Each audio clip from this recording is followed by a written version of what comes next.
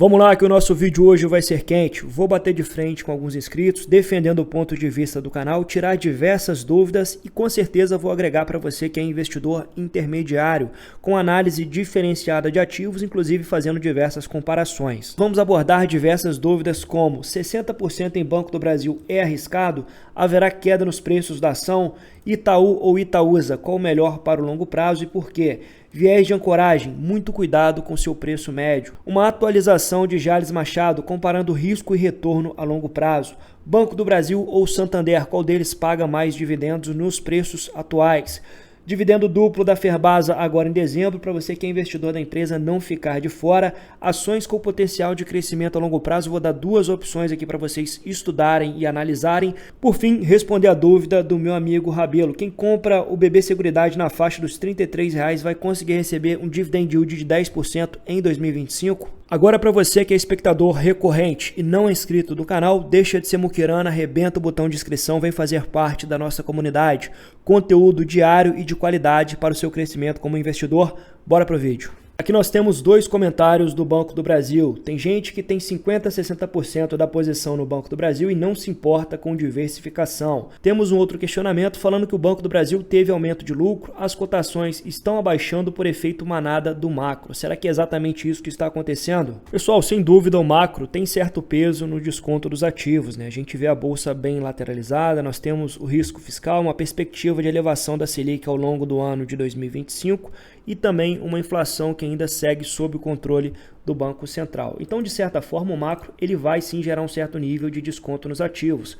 E um dos fatores que fazem o Banco do Brasil trabalhar a um valuation tão depreciado, sem dúvida aqui são os fatores macro. Nós temos o banco hoje negociado a um preço-lucro de 4,6 vezes e um desconto de 20% no seu valor patrimonial. Mas também temos outros pontos no radar, né? Então a gente tem aqui todas as carteiras apresentando o crescimento de inadimplência. Então tanto a pessoa física quanto a pessoa jurídica, mas principalmente aqui a carteira do agro, que teve um salto significativo na inadimplência. Estamos falando de uma carteira de 386 bilhões de reais. Bom, eu sinceramente acredito que esse fator do agro aqui é um fator pontual. A gente vê o agronegócio sofrendo bastante com a queda no preço, principalmente da soja e do milho, as intempéries climáticas acometendo o resultado das principais empresas do agronegócio e isso obviamente vai resvalar no banco que tem maior posição no agronegócio. Entretanto, eu acredito que seja um risco pontual. Porém, se essa inadimplência seguir crescendo e pressionando os resultados do banco, nós teremos aqui maiores provisões, né? Inclusive o banco já revisou para cima a sua PCLD ampliada e pode ser que, caso a inadimplência ela siga crescendo, ele vai provisionar um pouco mais e isso vai reduzir um pouco a rentabilidade do banco. Já existe bastante margem de segurança para quem compra nos preços atuais. A maioria das casas de análise reitera a recomendação no Banco do Brasil, mesmo após esse resultado que veio abaixo das expectativas. Entretanto, você nunca vai colocar todos os seus ovos na mesma cesta, né? Então a diversificação moderada serve para te proteger, né? Então vejam como você vai reduzindo o risco do seu portfólio ao trazer novos ativos, né? Então de 7 a 10 ativos é um número interessante, principalmente para você que está começando agora. É claro que o Banco do Brasil segue muito descontado, mas pode ficar ainda mais descontado a depender dos resultados que vai entregar. Beleza, mas ainda está muito barato, Machado? Pessoal, está muito barato sim. Então mesmo se houver retração no retorno sobre o patrimônio líquido para casa dos 18% em 2025, ele ainda entrega um lucro por ação de 5,62 e um payout de 45%, vai entregar um yield de 2,53. Lembrando que tudo isso aqui, pessoal, são premissas, né? Então vai depender do que o banco vai entregar de resultado e se ele vai manter a continuidade desse payout em 45%, entretanto abaixo de R$ 25,00, eu considero que existe bastante margem de segurança para aportes, mesmo com retração de rentabilidade por parte do Banco do Brasil. Próxima pergunta aqui do Paulo Chalela, na sua opinião, qual ação é melhor para investir a longo prazo, Itaú ou Itaúsa? Pessoal, na real aqui tanto faz, né? Você pode optar pelo Itaú, vai ser muito bem remunerado via proventos, é um ativo com altíssimo nível de qualidade que atua na fronteira tecnológica do setor, ele está sempre antecipando tendências, né? Então você carrega um padrão de qualidade acima da média aqui. Entretanto, eu tenho uma preferência hoje por Itaúsa. Por quê? Porque além do Itaú nós temos algumas marcas interessantes aqui, né? Estamos falando da NTS, Copa Energia, CCR, mas principalmente a Egea Saneamento, que é um setor de utility, um setor que costuma ganhar muito dinheiro aqui no Brasil e provavelmente nós teremos a abertura de capital dessa empresa no próximo bull market. É claro que a gente não sabe quando isso vai acontecer, mas quando isso isso acontecer, a empresa deve abrir capital bem mais precificada do que o seu valor atual e isso vai impactar positivamente o valuation da Itaúsa. Além disso, nós temos uma perspectiva aí de aprovação de uma reforma tributária.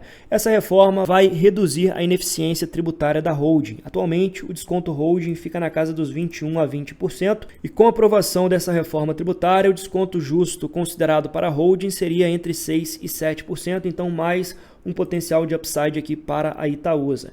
Então, de fato, eu sigo carregando bastante ações da Itaúsa, lembrando que ela remunera em várias frentes, né? Então, recompra de ações, ela paga uns dividendos interessantes e também realiza bonificações. Então, a gente vai acumulando o número de ações e no longo prazo o conjunto da obra fica bastante interessante. Na nossa terceira pergunta, eu quero explorar um pouco o viés de ancoragem, né? Então, um dos inscritos deixou um comentário falando: difícil eu comprar Sanepar, pois meu preço médio é de R$ 3,47. Provavelmente esse investidor montou posição na Sanepar ao longo do ano de 2022. Nessa época havia uma crise de chuvas, baixos índices pluviométricos no estado do Paraná e com isso o mercado bateu bastante na cotação. Então quem compra no olho do furacão quase sempre faz um bom negócio, né? Contrariando o mercado, vejam que de lá para cá houve um retorno aqui gigantesco superior a 50%.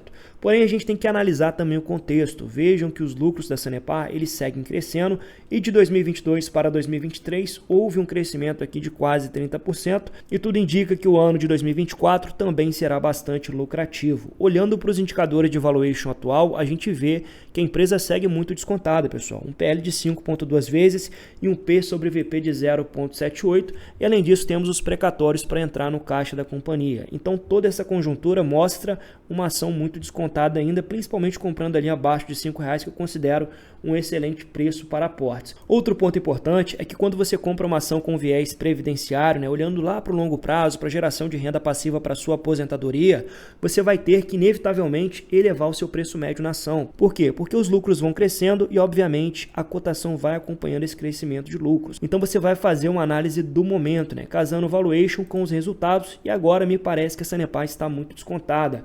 Veja que quem carregou as ações de 2002 até o ano de 2024 alcançou um retorno acumulado de 3.400%. Então é assim que se ganha dinheiro investindo a longo prazo, né? Acumulando o número de ações de boas empresas e deixando essa renda passiva explodir a longo prazo. A próxima pergunta pede uma análise atualizada da Jalles Machado. Pessoal, a Jalles Machado, assim como todas as empresas do setor de açúcar e etanol, seguem bastante pressionadas. O etanol está apresentando uma queda no seu preço praticado e isso vem batendo também nas margens da empresa. Entretanto, ela entregou um resultado bem melhor do que a da Raízen, mostrando um certo nível de resiliência aqui. Vejam que houve ainda crescimento de 5% no seu EBITDA ajustado e ela conseguiu manter uma margem EBITDA em 59%, que é uma margem muito saudável ainda.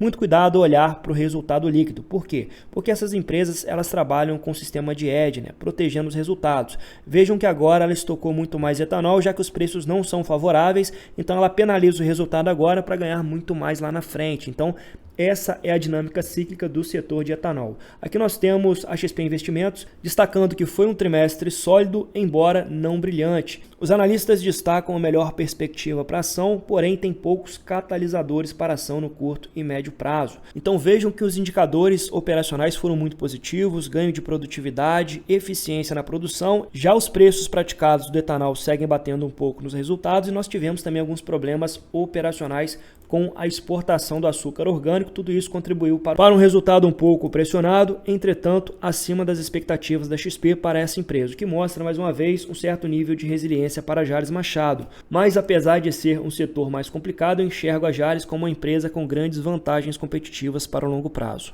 Próxima pergunta aqui do Diego Medeiros. A médio e longo prazo, pensando em dividendos, Banco do Brasil ou Santander? Bom, confesso que ambos estão muito descontados nos preços atuais. O Santander vem arrumando a casa, entregando ganho de rentabilidade já na casa dos 17%, agora no terceiro trimestre. Está com a inadimplência mais comportada na sua carteira de crédito e o CEO disse que agora vai criar uma postura mais defensiva, né? Dando maior atenção para a originação de crédito, se defendendo de uma possível alta da inadimplência que vem junto com a elevação da Selic. Já o Banco do Brasil tem apresentado um certo nível de deterioração na carteira, porém segue muito mais descontado do que o Banco Santander, né? Nós temos um PL de 4,6 vezes, um dividend yield maior, né? Uma projeção de yield de quase 10% para 2025 e tem apresentado crescimento de receitas e lucros nos últimos 5 anos. Porém, é uma escolha muito difícil, tá, pessoal? O Banco do Brasil deve pagar mais dividendos em 2025 na cotação atual, mas temos que acompanhar também a evolução da carteira.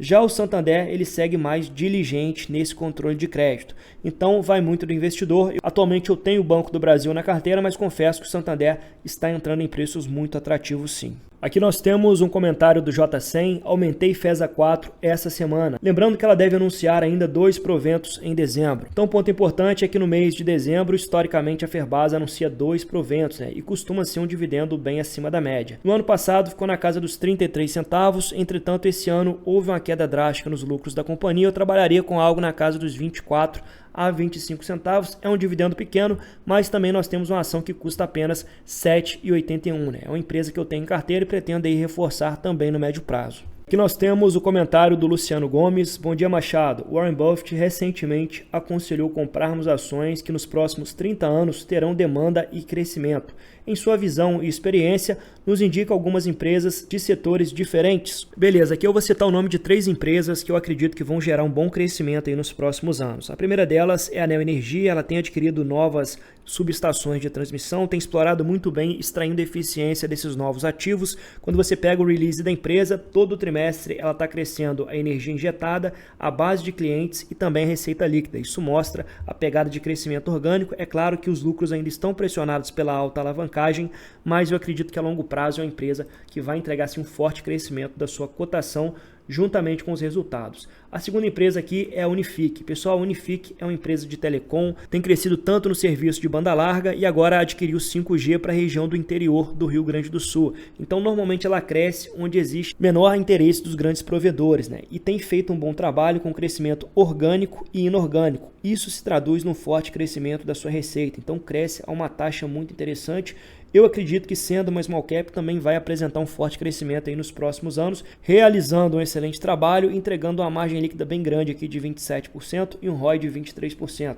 Terceira empresa, que é a minha aposta de crescimento para o longo prazo, são as ações do BR Partners, um banco que cresce lucros trimestre a trimestre, excelente crescimento de receita também, trabalha com margens muito elevadas, paga bons dividendos e um ROI de quase 24%. Quem não tem BR Partners na carteira é louco, porque sem dúvida aqui haverá um forte retorno a longo prazo. Lembrando que nada e absolutamente nada aqui é recomendação de investimentos. Se vocês querem uma análise mais aprofundada de algum desses ativos, deixe um comentário que eu trago ainda essa semana. Agora vamos responder a pergunta do meu amigo Rabelo, um cara que está com o canal quando o canal era apenas um embrião com menos de 1000 inscritos e agora nós já vamos chegar em 20k no final do mês, se Deus quiser. Te agradeço pela força, meu amigo, e respondendo a sua pergunta agora. Comprei BB Seguridade a R$ 33,49. Posso esperar um dividend yield na faixa próximo de 10% para 2025? Pessoal, pelas minhas estimativas, o BB Seguridade deve entregar um lucro líquido anualizado de 8,5 bilhões de reais. Isso vai nos dar um lucro por ação de R$ 4,28 e vejam que o payout do BB Seguridade varia bastante, fica na casa entre 70% e 100%. Então, pegando aqui uma média de 80% de payout do lucro líquido do BB Seguridade, nós temos aqui um dividendo por ação de R$ 3,42. Então sim, comprando o BB Seguridade, você provavelmente vai receber um dividend yield bem próximo de 10%, considerando as premissas aqui do vídeo. Então um lucro aqui de 8,5 bi, que é totalmente factível, um payout de 80% que está na média, então R$ 3,42 por ação, um dividendo nada mal para reforçar os seus aportes para os próximos meses. Se você gostou do formato desse vídeo, deixa para mim um comentário com a sua dúvida, o seu pedido de análise, vou tentar atender o máximo possível de forma a gerar um conteúdo didático para você ganhar autonomia no mercado financeiro, perdendo o receio de investir em bolsa de valores e obtendo um retorno muito acima da média. Tenho certeza que o Upside Financeiro vai agregar valor para os seus investimentos. Fica aí o convite e até o próximo vídeo.